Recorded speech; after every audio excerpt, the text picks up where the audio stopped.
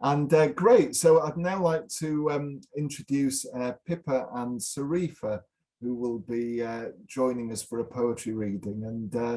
And some of you may know, who've been connected to Carers UK for quite a few years, that for around 5 years, from 2013 to 2018, we ran a creative writing competition at Carers UK, where we invited poems and short stories on all aspects of caring. We had a judge, Cheryl Moskowitz, who is a published poet, and the competition was promoted by the Poetry Society and the Reading Agency and other organisations, and we were amazed at how many poems and stories were submitted to us. I think the first year we had 300, the next year we had 700, and then it was like 700 over that 5 years. And the quality as well of the poems and stories was so fantastic that we decided to publish a number of anthologies with the winning and selected poems and stories. So there's the first one. What was it called? Family, Friends and Carers. We had I Belong Here as well, and we had Keeping Well, Keeping Connected. And these books are all available on our website, but I would say, given it's the Cuppathon, if you would like a free copy of any, just do email membership@carersuk.org, and we can send you a copy. And I'm delighted to welcome, first of all, Pippa Little. And Pippa won the creative writing competition in the poetry category in the final year of the competition in 2018 with her poem Inside with English Breakfast. And I was just looking up on our website, which is still available to read on our website, as are all of the winning poems from the 5 years. And just looking at the comment from Cheryl Moskowitz, the judge, who said, this poem invites us to view the world through the window of a cafe and conjures a scene so real you can almost taste it. And I do really remember at the time, it was a really vivid poem which has stuck in my mind. So Pippa, welcome to our Cuppathon. Thank you. Thank you, Michael. Great to see you. And I wonder if to begin with, if you could maybe just introduce yourself and perhaps say a little about your caring experience, and then read some poems for us. I'd love to. Yes, thank you for inviting me to take part. Yes, I am a poet and a teacher, and I have quite a lot of caring experience over my lifetime with both my parents and my in-laws. But my most recent caring experience has been looking after my husband, which I did for 6 years. And I think it was one of the hardest things I've ever done, but in a way it was one of the most precious and rewarding times of my life. And some of the poems that I'm reading will refer to that time. Yeah, so I was really, really proud to be in this competition. And I'm also really grateful for the help for, the Carers UK, which was a big support to me. I did a couple of courses with them, and that really helped just give me a clearer idea of what was out there that I could get support, and also how I could channel my inner resources as well and make the best of what were sometimes quite difficult circumstances. So, hats off. I was really, really grateful. So yeah, that's kind of me. So I thought I'd kick off with the poem you just mentioned. It's about my husband, and in the spirit of a Cuppathon, and we're all cups of tea, scones, cakes and everything very much appreciated. I chose some poems that were about friends and family, and about sharing food, sharing time and company and stories. And this one, Inside with Full English Breakfast, refers to Bob, my husband, used to like to go out for coffee. We used to go out most afternoons if we possibly could and go to different cafes. And it was all the better if there was still a full English breakfast on offer, and sometimes there was. so he might have that as well as his coffee. So this poem is the inside with full English. Sun butters the bay windows of the Mermaid Cafe this scorching afternoon. Outside, a turquoise vista unfolds in waves. Families, dogs, parasols, the tiny lighthouse. Inside, with full English breakfast and cappuccino, it feels like late autumn or the featureless grey of midwinter. Not cold, just numb, the same old weather we've brought from home. A son sits with his father and our glances catch. The old man nudges a screen with his pinky's knuckle. Both have the same dreamy, absent look, shoulders touching side by side in silence. I am wordless too, waiting while you eat, letting my coffee cool, watching the walkers and paddlers in an endless, unspooling film behind glass. We are motionless, while those other lives we lost or let go flutter out there, moth-like in the hot light. How strange the world's become. I reach across the table for your hand.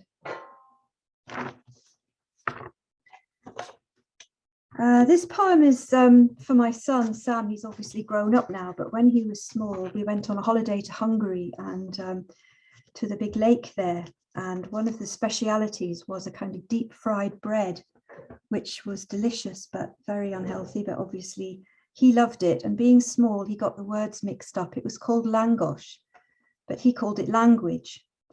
And I thought, what a lovely thing to call it. So this is my poem for my son, Sam. Eating language. In heat shimmer at the lake, every roadside stall sells langosh. You hold a full moon of it in both hands, cheeks smeary with oil, cheese, and garlic, completely happy. You say you will always remember this lake, this summer, the rich wild tang of langosh, its gluttonous feel on your tongue, and contentment in your belly later. I'll remember how you called it language and how right and good it feels to call it this, to make language something we can smell and lick clean on our fingers and fill us honestly, make us taste of sunlight and lake water, of living's appetite, its simple pleasing.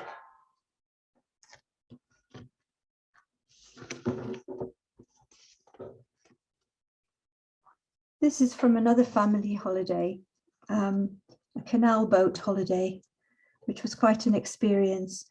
But I sort of fell in love with all the names of the different boats.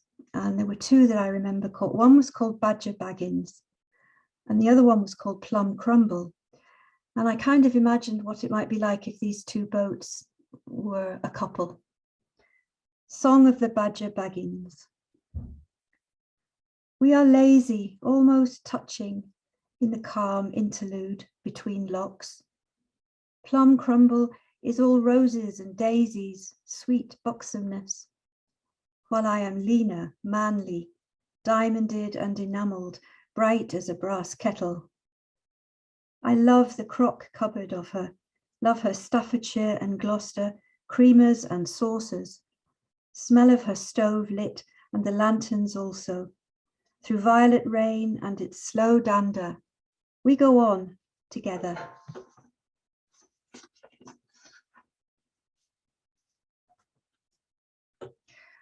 A few years ago, my aunt and uncle had their diamond wedding anniversary, and they had a meal, a family meal, and I wrote this poem for them for that occasion. At the evening table for Jean and Jack on their diamond anniversary. Come, this is your place and yours. You have filled the jug with light, with blue hours. The cloth runs white as river spate, where you've tidied the half-read books away. Here we can see for miles and years, clouds scud high over dimming cedars, rains falling on gardens and spires. In a long life's shift, dreams exposed transfix. It's April. You light the lamps later and later. Dusk rustles, dances in taffeta. Come, the bread is warm, the moon is full. Suns long grown hang jackets in the hall. I would bring bride blossom, swallow's wings, salt grains and seashells to this circle, this feast of yours. Twofold, you filled the 60 years you chose. Come, there is love enough, spilling over for slow endearments, for memory's soft blur, just as the first drop of light shared from wick to wick multiplies, like stars, like prayers.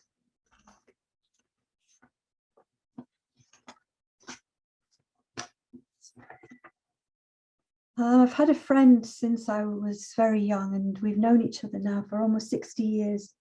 She's my lifelong friend. And I wrote this poem about her and for her, because when we were very small at school, she used to let me plait her hair. And I was never allowed to have long hair because my mother didn't think it was a good idea. So I loved her hair. And this is just a snapshot from a long time ago about a friendship that's lasted such a long time and which I treasure greatly. It's called Rapunzel for Murag, who let me plait her hair. That summer term, while all around us strangers whirled and yelled, you let me free your heavy hair from your mother's ribbons, smooth it with the flat of my hand to a gleam of gold leaf, and begin.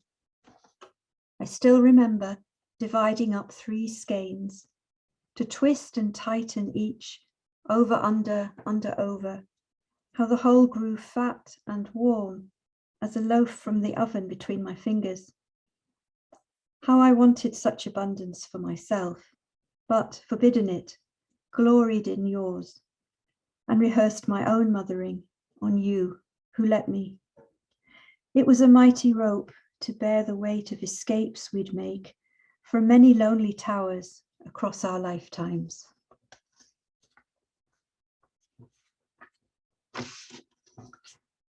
I'd like to finish with a poem for Bob. It's called The Strangest Happiness. The strangest happiness. Though we have no new words for this time of illness, remission, we go by the weight of your hand in mine, the warmth of my hand upon your shoulder. And this is the strangest happiness, no longer expecting anything more than morning glories in the hedgerow, birdsong, coffee hot and strong. Some days life feels very much the same this way. Everything simple and separate now, a shaft of sun across the floor. We are in love again and very young and kind with one another. Welcome, Sarifa. Great to see you again. And Sarifa's been a long-standing member of and supporter of Carers UK, and has also done a lot in her community in East London to support carers, and which I think is where I first met Sarifa. I met her in a park, an East London park, where there was I think it was an ADAS event to support carers, and we had a group of carers who were reading poems from one of the anthologies we put together, and Sarifa just happened to be on the main stage there reading some of her poems, and I listened to those and asked if she'd like to join us as well, which she did, and she's done a couple of readings for us since then. And so Sarifa, welcome. It's great to see you again, and you know, I know you've had a bit of a tough time this year with your caring roles. We really appreciate you joining us today. So as with Pippa, I just wondered if you'd be happy just to introduce yourself a little and Yeah. a little about your caring role, and then read your poems for us. Yeah. Hi, everybody. Can you hear me, Michael? We can, yes. Yeah. Right, brilliant. Hi, everybody. I've been with Carers UK for a long, long time. We go back years, I think, Michael. But interesting, like you say, we did meet up in the park when I was reading some poems and you really liked them. And since then, you've been like asking me to come and do some of the poems. I wanted to thank Carers UK because through them, we were able to highlight the carers' journeys, even to 10 Downing Street once, and I was invited, and I got to see the inside of 10 Downing Street. So thank you, Carers UK, and also to highlight the plight of ours as the hidden workforce, really, and that's what we are. About me, I was a young carer from the age of 5, I think.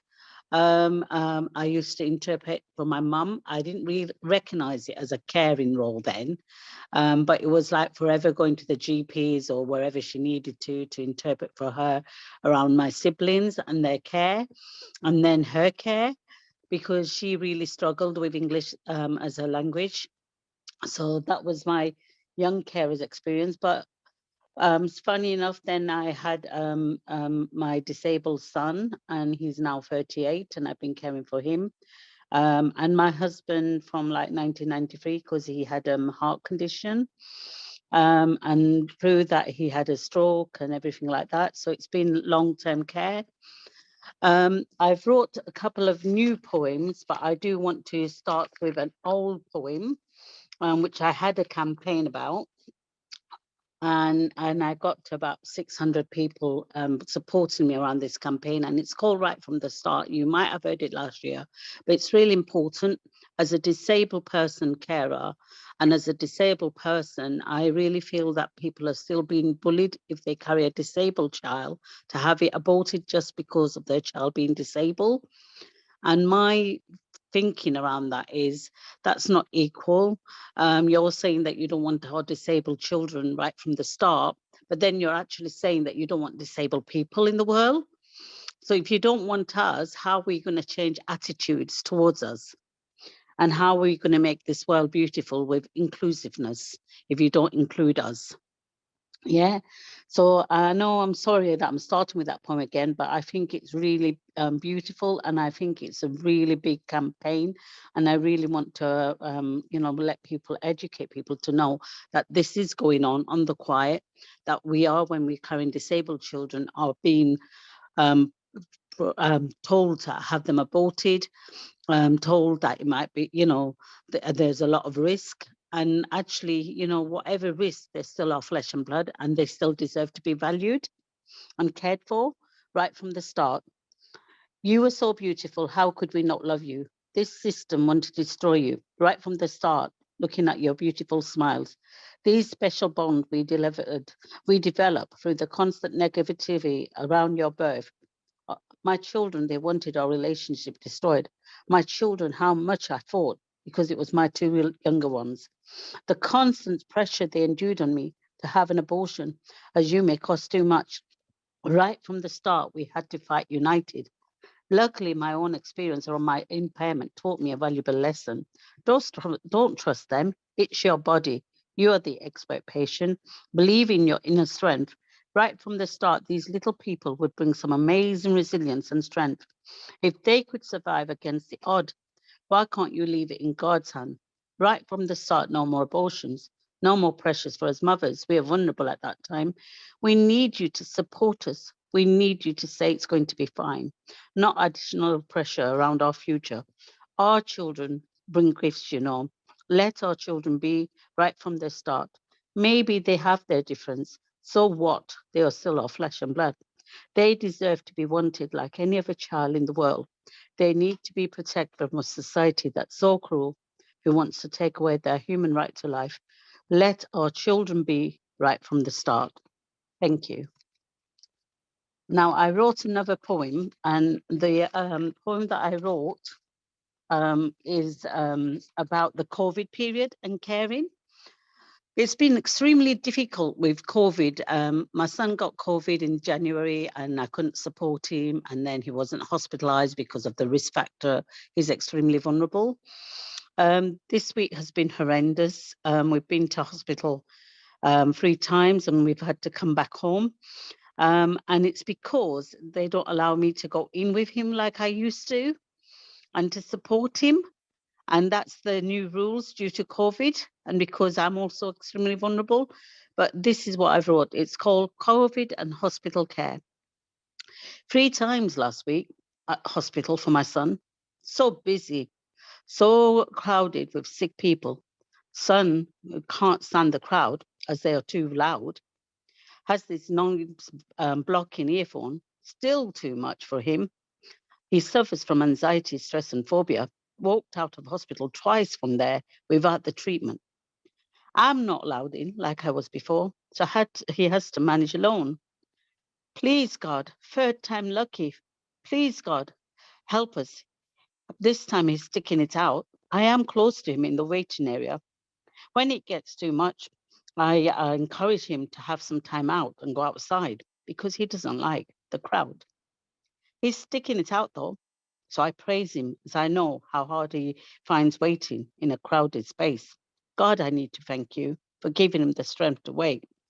He's been in intensive care 5 times, acute care 20 times, resus 20 times. God, even I would lose my strength. I feel for my son, as hospitals are like second home as a child and now as an adult. Tired of this clinical environment with equipment which scares you. As his condition is so life-threatening, it controls his life. God give him strength when he is so low. I have to mask my feeling, as if I don't, he won't express his feeling to me, even to me. If I told him how I was feeling, not knowing this rare condition tack, would if he'd pull through or not. Trauma now is impacting on us daily. Thank you, God, for another day. COVID and change, we carers aren't allowed, not understanding our loved ones' needs. To support us, care, listen, give them emotional, psychological support. If only they'd value our loved ones, understand their uniqueness, and why it's important we aren't allowed. Why it's important we are allowed in. COVID, please go away. Let us go back to normal for us. We need to be there for our loved one. Please value our loved ones and treat them with care. Thank you. And then the other one that I've got is for your breath. My son's condition is a very form of asthma, which becomes very, very severe. And that's why he's ended up in the resus a lot. And that's why he's ended up in intensive care. And that's why he's ended up in acute care. And this poem, it's called For Your Breath. It's hard to watch your child going through so much just for a breath, a condition that's taken over your child's life. Asthma, the most controllable condition, except when it's so acute. It can be life-threatening, looking for signs and symptoms, blueness around the mouth, wheeziness in the chest. What's hard is knowing that your decision might not be accurate. If you panic, that's no good. Your child senses that. Keeping control, though inside emotionally, you're on a roller coaster ride, breaking in the fear of unknown. Will your child make it, or will you lose him to this dreadful condition, which takes control of your child's life? Inwardly praying, please God, just one more chance. Outwardly comforting him, encouraging him to breathe slowly and calmly, trying to be in control. When you're hurting so much to see the one you love struggling so much, for breath, which we all take for normal, what is it to have your wealth? I'd say that is your wealth. How do you keep building their inner strength when all they want to do is give up? Emotionally, that's what drains me. Physically, it's draining. Financially, it's difficult. If only my child knows. If only my child knew. Sometimes even I want to give up. Once more, I pick myself up from that bleak hole. It gets harder and harder to keep replacing my strength. Just take it day to day. It's hard, but that's life, I keep saying to myself. One certainty from this, my son. I love you lots and I'm proud of you so much. Thank you.